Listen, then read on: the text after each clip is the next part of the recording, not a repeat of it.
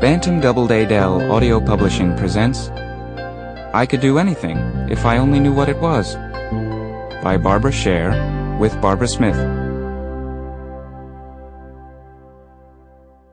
Not knowing what you want to do with your life is no joke.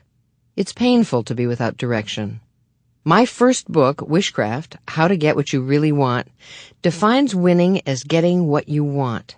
And it shows step by step how to become a winner, how to create a life that fulfills your greatest dreams. But for years, readers have been calling me saying, I love Wishcraft, but I can't use it because I can't find a goal. I just don't know what I want. I got curious. I wanted to know what the problem was, so I started meeting with these people who couldn't figure out what they wanted. I let them all tell their stories, and I asked some questions. And in a short time, every time, the same thing emerged. Each of these clients was locked in an internal battle and didn't even know it. It had never occurred to them that down deep they really knew what they wanted, but their desires were masked by an inner conflict. Knowing the problem came as a great surprise and a great relief. Now all we had to do was design a program to get around each conflict, and designing these programs turned out to be surprisingly easy. People woke up and swung into action after only 1 or 2 sessions. This was wonderful. I decided to gather these discoveries and strategies into a book so everyone who needed help could find it. You are now listening to that book. Are you having trouble going after what you want in life because you can't figure out what it is? I want you to know that you are not alone.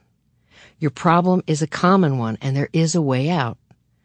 You're going to find yourself in this program, and almost as soon as you recognize yourself, you'll be learning techniques that can help you. Working your way through this program is going to be exciting, enlightening, sometimes a bit painful, and often very funny. Learning what's really going on inside you can be difficult, but it's also invigorating, and the rewards are enormous. You can do anything if you only know what it is, and you're about to find out. This program is designed to help you find the good life. By that, I don't mean swimming pools, mansions, and private jets, unless those are really your big passions.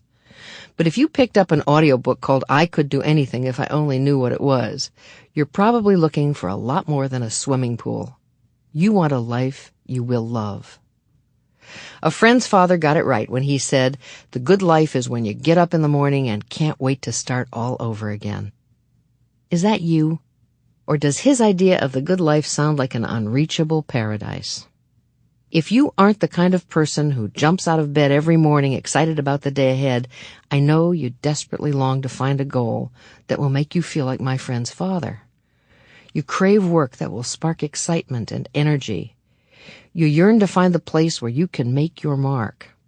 Albert Schweitzer found his place, and so did Golda Meir, and so did the kid next door who practiced guitar day and night. They knew how to live. They believed in what they were doing with all their hearts. They knew their work was important. When you get near people who are pursuing their heart's desire, you can see the intensity on their faces.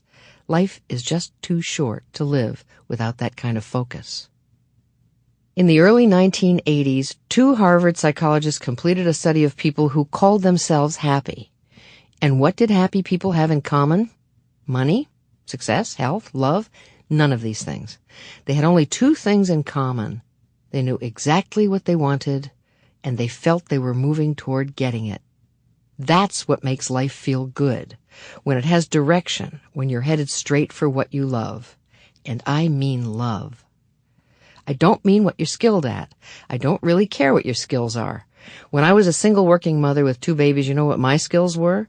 I could clean a house like a demon, catch a moving bus with my arms full of laundry, groceries, and kids, and squeeze $1 till the picture of George Washington screamed for mercy. I do not want the career that uses those skills, thank you. I don't believe you live the good life by doing what you can do. You live it by doing what you want to do. I don't even think your greatest talents necessarily show up in your skills. All of us are good at things we're not madly in love with. And all of us have talents we have never used. Relying on your skills to guide you is simply unacceptable. That's why I don't intend to give you personality tests or skills assessments to find out what you should be doing. I know what you should be doing. You should be doing what you love.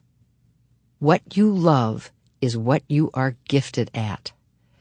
Only love will give you the drive to stick to something until you develop your gift. That's the way really big things get accomplished in this world, by people no different than you and I, who know what they want and put everything they've got behind it. If you don't know what you want, you can't get out of the starting gate, and that's discouraging. But you're not alone. Recent figures show that as many as 98% of Americans are unhappy in their jobs. And it isn't only financial considerations that keep them where they are. They simply don't know what to do instead. What you may have thought was your private little nightmare turns out to be heartbreakingly common. Well, I have a surprise for you. You do know what you want. Everybody does. That's why you feel so restless when you can't find the right track. You sense there's some particular work you were meant to be doing, and you're right. Einstein needed to formulate theories of physics. Harriet Tubman needed to guide people to freedom, and you need to follow your original vision. As Vartan Gregorian said, the universe is not going to see someone like you again in the entire history of creation. Each of us is one of a kind. Every living person has a completely original way of looking at the world, and originality always needs to express itself. But many of us get stopped. Every time we resolve to change our lives, every time we go to pick up the baton and get into the race, something happens. For some mysterious reason, our determination melts. We look at the baton and think, this race isn't it. And we put down the baton, uneasy, because time is slipping away, frightened that we'll never find it. There are two reasons for this. One reason it's so hard to know what we want is that we have so many options. This wasn't always true. Our parents and their parents had fewer choices and clearer goals.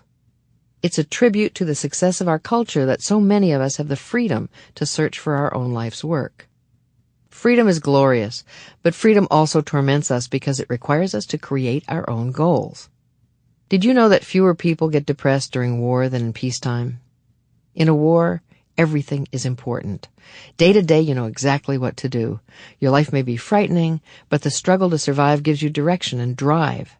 You don't waste any time trying to figure out what you're worth or what you're supposed to do with your life. You just try to keep alive, save your home, help your neighbors.